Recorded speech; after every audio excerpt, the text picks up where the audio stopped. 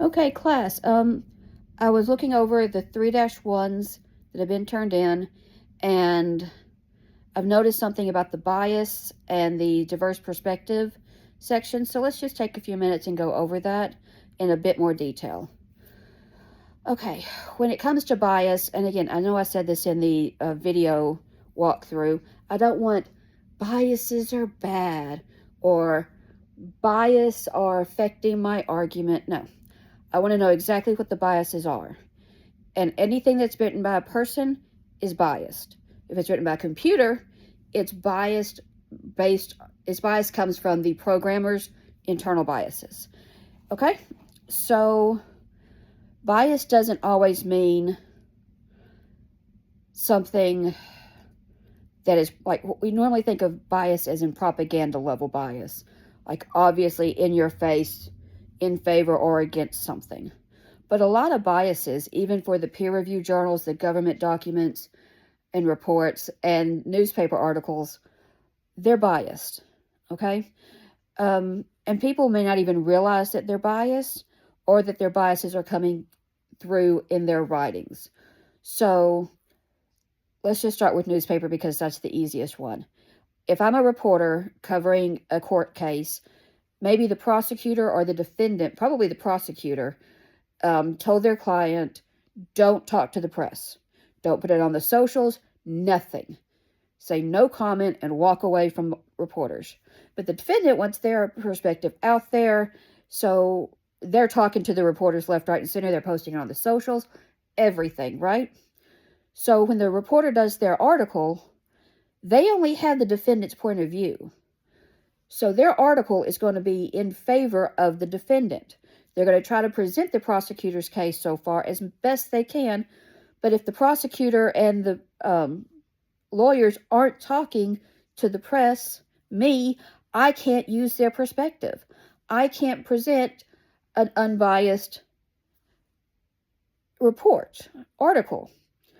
And also, maybe I think the defendant was wrong, and I think the state prosecutor was right. So at the end of the case, even if the prosecutor lost the case and the defendant won, I'm still going to have a little bit of that bias come through and talk about how great the prosecution was and how great the evidence was, and it just sucks that this time the defendant won. Okay? So the bias comes through when I write the initial articles because I only had the defendant's point of view, but my bias in favor of the prosecution comes through in the final article because I think they were actually the correct that they actually had the better case. And I might not be aware that I did it. Okay, that's why everything is read multiple times by multiple people so that those biases can be removed and that sort of thing. When it comes to government documents and reports, again, we're going to pretend like I am the writer, okay? And let's say I am in charge of the legislative body and the funding body of a rural county. And we have a big stray population of cats and dogs. But I really am in favor of the trap noodle release program that we have running. So when I write the report about how our funding is being used, I'm going to highlight how great the trap noodle release program is, how the stray population in these places hasn't increased, how effective the money is being spent, all of that stuff. I'm not going to talk about how I'm going to talk about how the 30 cats were adopted out, but 50 of them were just too stray, too feral to be used or to be adopted out into families. So we had to trap neuter release them. I'm not going to highlight that. I'm going to highlight how the stray population is either stable or going down and how effective the money is. Okay? Again, I might not be aware that I've got that bias in favor of the trap neuter release program. So I don't know and don't realize that it's coming through in my report. That happens. Okay? It just does. And maybe the people that read it don't realize it because I'm a really good writer, and that's the point of view that I've been giving them the entire time. They ask questions about the other programs, and I have the other programs in the report, but I really talk in favor of the trap neuter release and how great it is. Likewise, the peer-reviewed journals article, again, like the newspaper article, they're going to be read by multiple people, so that's going to be, the writing is going to be adjusted to not be as biased.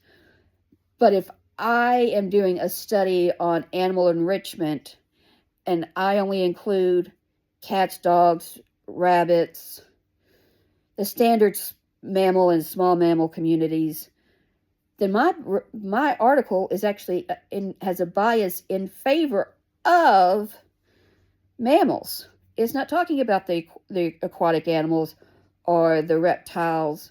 I'm not talking about those.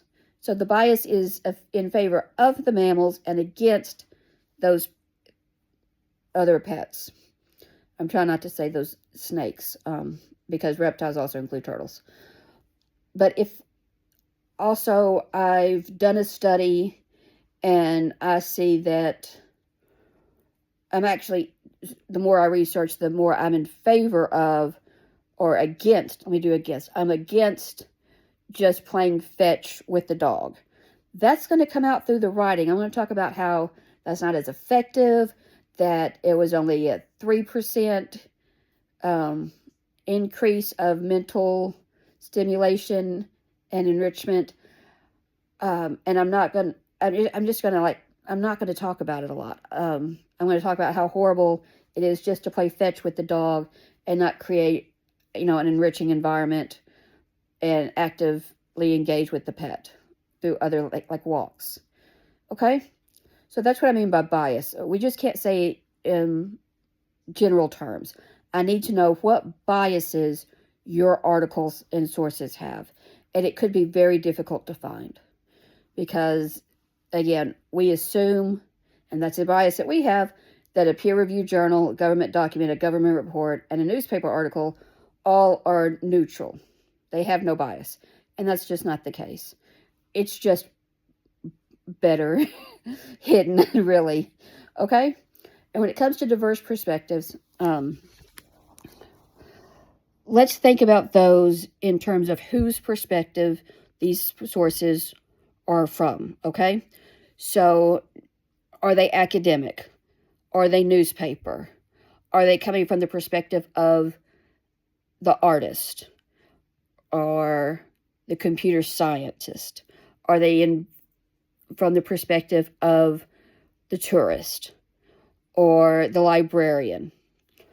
Whose perspective are these articles covering? Because every writing that we do has to choose what POVs we're from, what we're looking at. Okay? So, let's think about it that way. If you want to go just academic level, there were academic points of view and government or nonprofit organizations, those are also good perspectives to think about in terms of category.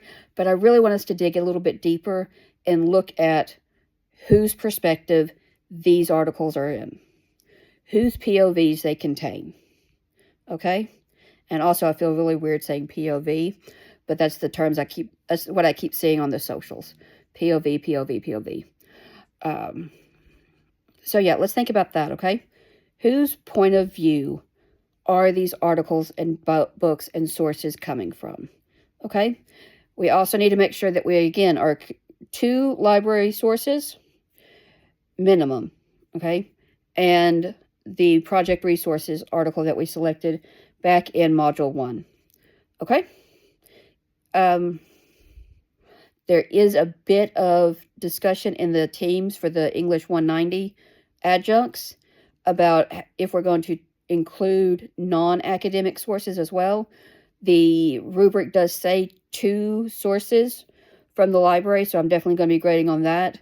I won't count against using non-academic sources unless, of course, like the 3.1, it says 2 academic sources from or 2 sources from the Shapiro Library.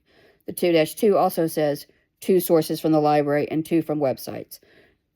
If you did find something in the library, make sure that you include that link. It can be the DOI.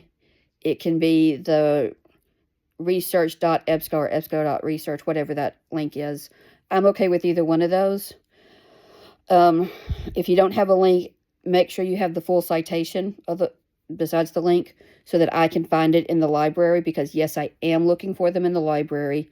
Of course I am. I'm a librarian. I know where to go. I know how to look for these articles. But I do need the citation and the link if possible. But yeah, I don't think I'll be counting off for non-academic sources, provided you have the 2 from the library, okay? And if you come across an article on Google that we just happen to have on the website, that's fine. But double check that it is in the library and not just on the Googles, okay? I will talk to you later. See ya.